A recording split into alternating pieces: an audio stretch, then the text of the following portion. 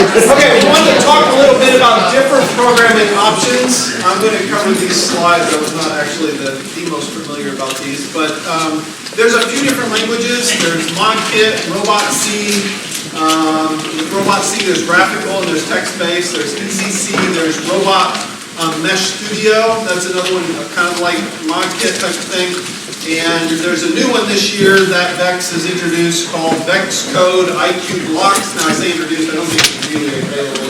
The download is a preview. It's a preview. So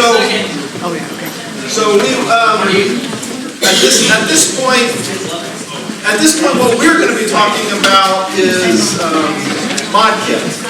Basically because we think it's the most stable. And by most stable, it's absolutely the most stable by far. It hasn't changed in 3 years.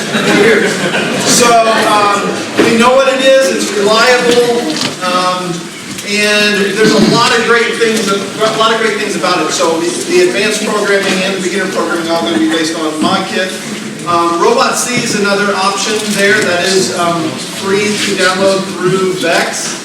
It has graphical-based programming in a sense similar to ModKit. It's different, but it's. Do you want to talk about differences? I would say that the block style stuff is basically the same as ModKit. It's fundamentally about the same way of blocks work. In fact, all of these block-based programs are based off of Scratch. Scratch is based off of block. Which is a kind of the programming resource. You know, in general, you have these little blocks of code, which in a regular program would be a line or maybe even a whole bunch of lines of code that you drag in, and they have little puzzle piece connections where you put with the step below it, and just the program just runs stepwise right through the blocks of code. Some of the blocks have like loops, like it's a forever loop, where you get to a forever loop, they run all the blocks inside of it, and they go back around and run it again, and do it forever. There's while loops and other things, if statements, things like that. So it's pretty intuitive. It's a great tool to use for younger kids. If you got elementary students, I'd say absolutely use block-based programming. If you got middle school kids, more advanced kids may want to do some text-based stuff. I don't need anything. RobotC also, if you go to use it and you feel like that the motor's not going fast enough, anything that you use for their actual either the controller, it says remote, and it has the arcade and the tank driving, that's ran at 50%. And you can't change it like you can in ModKit. Unless you go to text-based. There's some drawbacks, obviously. ECC is another one I mentioned. Mine was actually for IQ. If you go to the website, at least for yesterday, it said the 3 official versions were ModKit, RobotC, and ECC. Robot Mesh is another one we're not going to talk about, but there's actually a lot of good things. I'm not going to go into detail with it, but there's a lot of good things about it. It has a simulation environment where you can actually put a robot, so kids that don't have a robot or whatever, they can write programs to simulate it, moving around, doing things, stuff like that. There's a free online version for doing the programming. So you can, as long as you can go online and just start writing your program. And then this also works with Chromebooks, so that's a really good advantage here with Robot Mesh.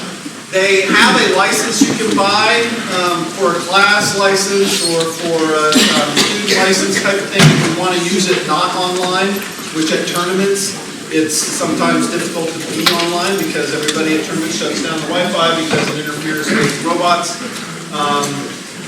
But I actually like this too, and have a lot of hopes for this in the future. There's a lot of good things. It has text-based and it has graphical-based. This is showing text-based, but it has some graphical-based too.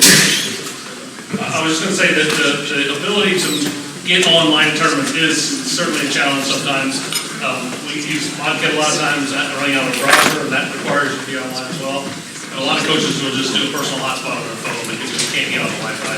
But I will tell you, and from doing this for 10 years, changing your program at a tournament is very risky.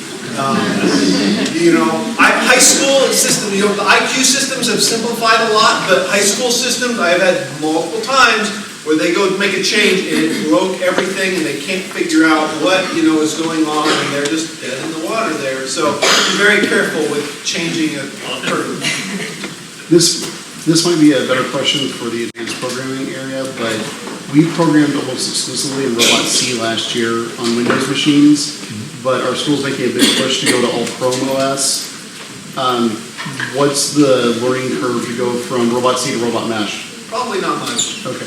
There will be some, there's not much, I mean, you're gonna have little things here or there, but that I would say they're pretty simple. And then we have one more option, and that's the newest thing called VEXcode IQ Blocks.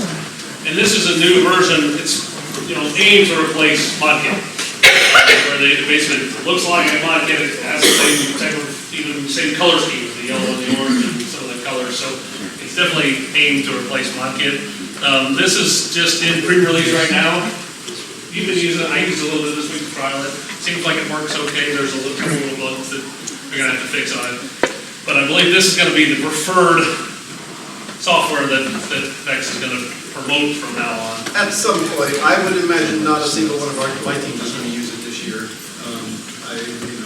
My team's all based on ModKit. Yeah, so, it's. Early adopters on software, it's a risky maneuver. I fell in love. I found ModKit 4 years ago, evaluated everything else. It was like, they just got so many things right in ModKit. I absolutely love ModKit. So you didn't have any problems with consistency ModKit? with ModKit? No, so the consistency problem is a robotics You're problem. talking some of the best skills programming in the world, programmers in the world, and they use ModKit.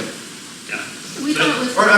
So inconsistency is not because of ModKit, it's because it's a robot. And the world has got friction and it's got inconsistent fields. Every field is slightly different as far as how level it is, how much traction there is between the wheels and the field. Field-to-field inconsistency is the number one reason that programming is a challenge and not just an exercise. It's super hard because of I make robots for a living.